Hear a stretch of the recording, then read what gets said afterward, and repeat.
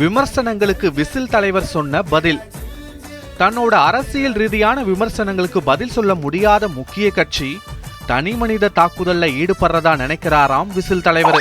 தன்னோட குடும்ப விவகாரத்தை வச்சு மக்கள் மத்தியில தனக்கு கெட்ட பெயர் ஏற்படுத்த முயற்சிக்கிறதா நினைக்கிற விசில் தலைவர் இதுக்கெல்லாம் பயப்படுற ஆளு நான் இல்லைன்னு காட்டுறதுக்காகத்தான் திருமணத்துக்கு தன்னோட தோழியோட வந்தாராம்.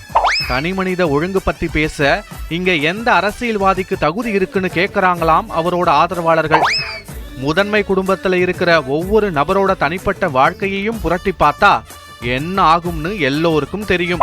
அப்படி இருக்கும்போது என்ன தைரியத்துல எங்க தலைவரை சீண்டி பாக்குறீங்கன்னு கொந்தளிக்கிறாங்களாம் விசில் தொண்டர்கள்.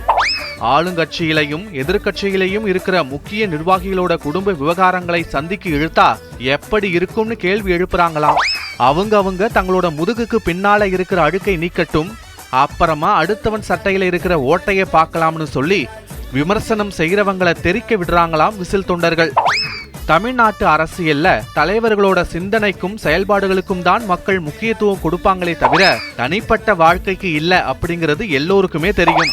அதனால விசில் தலைவரோட குடும்ப பிரச்சனை தேர்தல்ல ஒரு விஷயமாவே இருக்காதுன்னு நம்பிக்கையோட சொல்றாங்களாம் விசில் ஆதரவாளர்களும் வியூக வகுப்பாளர்களும். அதனால தான் விசில் தலை வெளிப்படையா தோழியோடு வந்து கெத்து காட்டினாராம்.